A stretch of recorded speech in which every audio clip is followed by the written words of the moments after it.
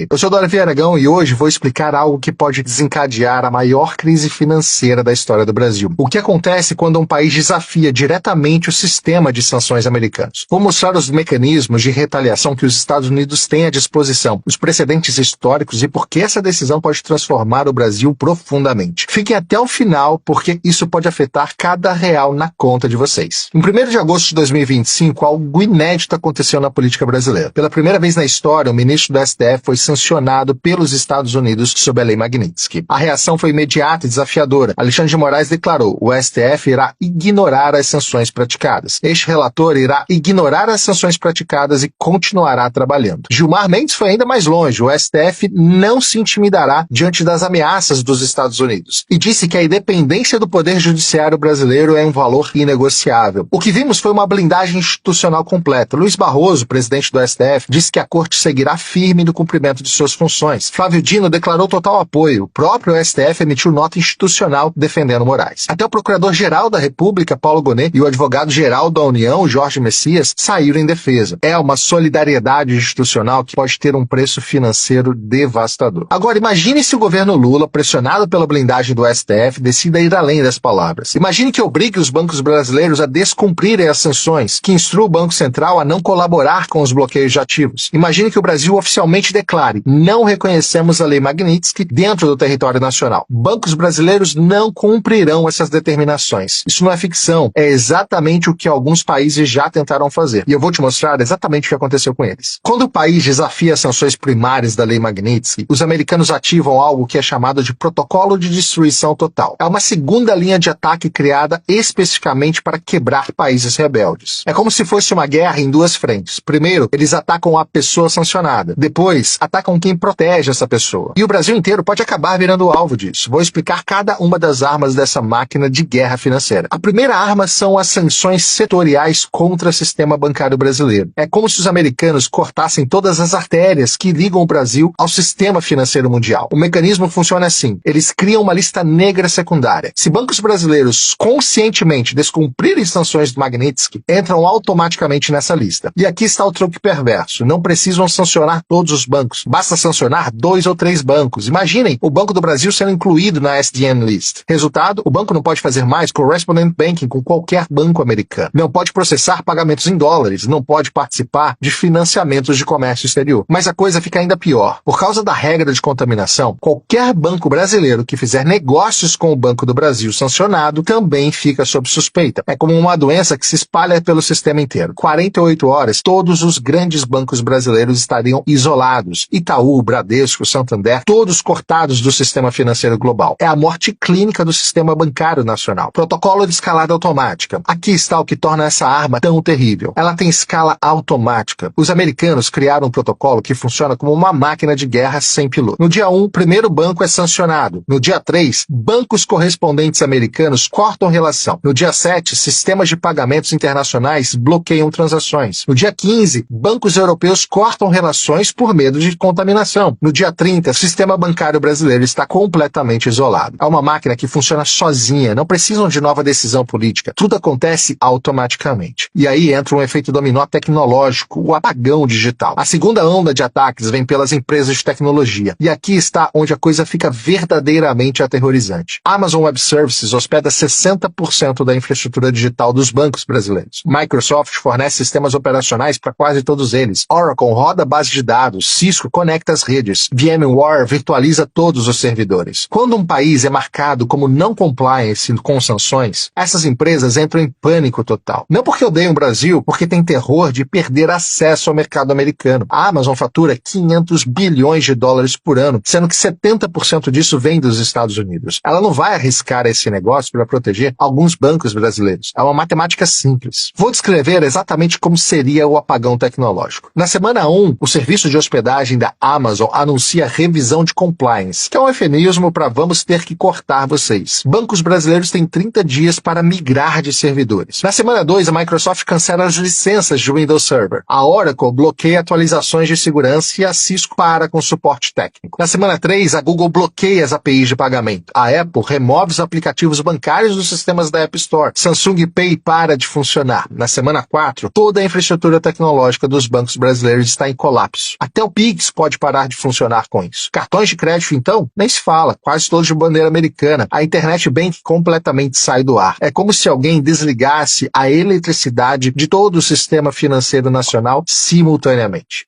Meu Deus. Vocês estão prestando atenção nisso?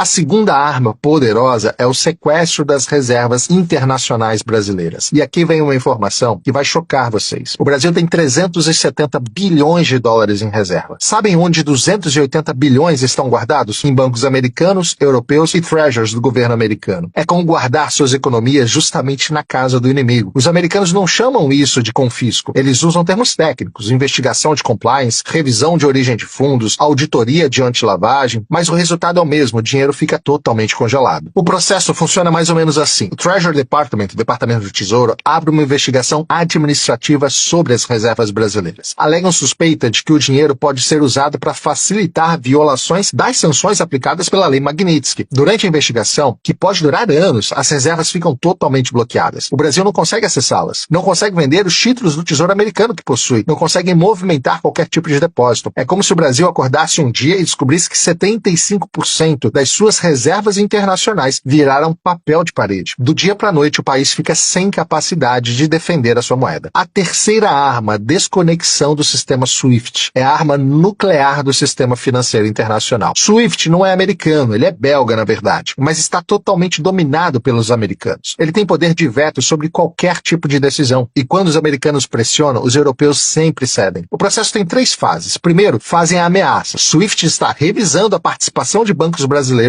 devido a violações de compliance de sanções. É um tiro de advertência. Bancos internacionais ficam apavorados, começam voluntariamente a reduzir transações com o Brasil. É como se o Brasil começasse a ficar com lepra financeira. Segundo, começam o isolamento seletivo. Bancos brasileiros ainda podem usar o SWIFT, mas com muitas restrições. Transações começam a demorar muito mais do que o tempo normal, e os custos ficam ainda maiores para as transações vindas do Brasil. É como se transformassem todas as autoestradas em estradas de terra e completamente esburacadas. Você ainda consegue chegar no seu destino, mas vai demorar 3, 4 vezes mais tempo, além de custar muito mais caro. E o terceiro, se o Brasil continuar resistindo à desconexão total, bancos brasileiros são simplesmente expulsos do sistema SWIFT. Resultado, o Brasil vira uma ilha financeira sem poder negociar com qualquer lugar do mundo. Não consegue receber pagamentos de exportações, não consegue pagar importações realizadas, o comércio internacional brasileiro para completamente, entrando em total colapso. A quarta arma, transformar commodities brasileiras em produtos tóxicos. É uma arma de destruição massiva econômica. O Brasil exporta 280 bilhões de dólares por ano. 65% são commodities. Soja, milho, café, minério de ferro, petróleo. Imaginem se esses produtos virassem radioativos comercialmente. Ou seja, ninguém poderia comprar do Brasil sem sofrer algum tipo de sanção dos Estados Unidos. Os americanos criam o que chamam de lista de contaminação comercial. Qualquer empresa que comprar commodities brasileiras, enquanto o Brasil proteger sancionados pela Lei Magnitsky, pode ser também sancionada. É uma estratégia de terror psicológico. Eles não precisam sancionar todas as empresas. Basta sancionar 2 ou 3 grandes, como exemplo, que todas as demais irão seguir. Imagine que sancionem as americanas Cargill e Youngster Daniels Midland por comprarem soja brasileiro, que são grandes compradores. No dia seguinte, todas as outras trade companies param de comprar com medo de também serem sancionadas. É como se criassem uma epidemia de medo no mercado de commodities. O Brasil vira párea comercial do dia para a noite. A quinta arma, uma que pouca gente conhece, mas é devastadora. Pressão sobre as seguradoras internacionais. Todo comércio internacional depende de seguros. Navio carregando soja precisa de um seguro marítimo. Avião carregando café vai precisar de seguro de carga também. Até a refinaria de petróleo precisa de seguro de responsabilidade civil. E 95% das seguradoras internacionais são americanas ou europeias. A Lloyd's de Londres, a AIG, a Zurich, Allianz. Quando americanos pressionam, elas param de segurar cargas brasileiras. Resultado, navios param de sair dos portos brasileiros.